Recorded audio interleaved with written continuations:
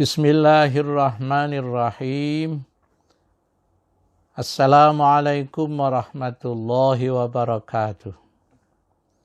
Alhamdulillah alladzi hadana lihada wa ma kunna linahtadiya laula an hadanallah. Allahumma salli wa sallim wa barik ala Muhammadin ibni Abdillah wa ala alihi wa sahbihi wa man tabi'a hudah ila yaumil qiyamah. Amma ba'du. Ashhadu an la ilaha illallah wa ashhadu anna Muhammadar Rasulullah. Raditu billahi rabbah wa bil islami dina wa bi Muhammadin nabiyya wa rasulah. Rabbi zidni ilman nafi'a warzuqni fahma wa hukma wa alhiqni bis salihin. Amin. Alhamdulillah, mari kita panjatkan puji syukur kepada Allah Subhanahu wa ta'ala yang dengan izinnya, dengan nikmatnya menjadikan kita dapat kembali bertemu untuk membahas Asmaul Husna yang kali ini Allah Al-Mubin. Allah yang Maha menjelaskan. Di dalam surah An-Nur ayat 25 memberikan petunjuk kepada kita salah satu poin tentang Allah Al-Mubin itu. Bunyinya a'udzubillahi minasyaitonirrajim. Bismillahirrahmanirrahim. Yauma idzi yuwaffihimullahu dinahumul haqq wa ya'lamuna annallaha huwal haqqul mubin. Di hari itu, maksudnya adalah hari kiamat nanti, yuwaffihimullahu dinahumul haqq. Allah akan memberi kepada mereka balasan yang setimpal menurut keadaan yang semestinya. Dinahum kali itu ditafsirkan dengan balasan. Wa ya'lamuna annallaha huwal haqqul mubin. Ketika itulah mereka yang diberikan balasan itu tahu bahwa Allah Maha benar. Allah Maha menjelaskan segala sesuatu menurut hakikatnya ketika di dunia ini. Al-Mubin di dalam tafsir As-Sa'di disebutkan ay al-mudhiru lima abtonadhun nufus. Allah Al-Mubin adalah Allah yang membuka hal yang semula disimpan di dalam setiap jiwa. Sehingga orang lain gak tahu karena disimpan di dalam jiwa setiap orang. Wa khaba'athu dhamair, atau disimpan di dalam hati mereka, di dalam dhamir mereka, hati yang terdalam. Allah Al-Mubin adalah Allah Al-Qadir ala mujazatil ladina asa'u bima amilu.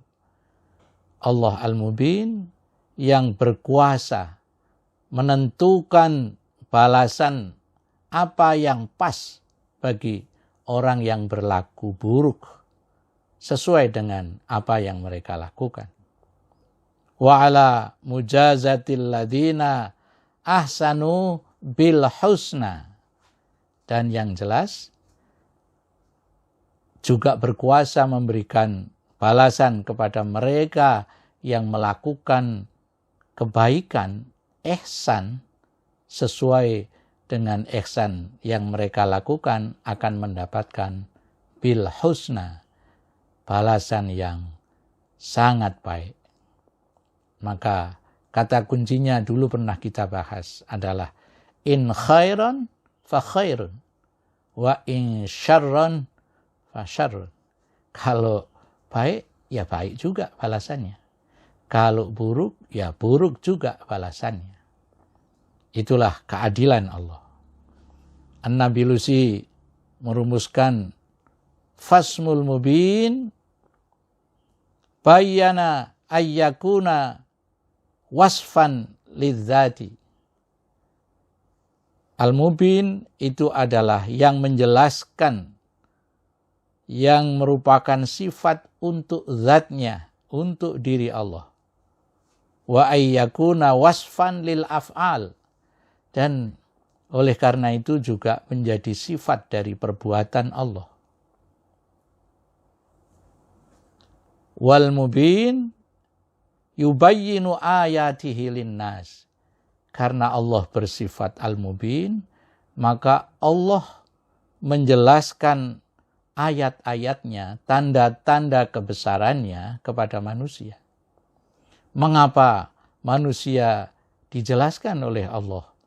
La'allahum ya'qilun, supaya mereka yang dikaruniai kemampuan rasionalitas itu dapat menangkap tanda-tandanya, dapat memikirkannya. Wa yatafakkarun, mereka dapat berpikir, dan setelah itu mereka dapat yashkurun, bersyukur kepada Allah.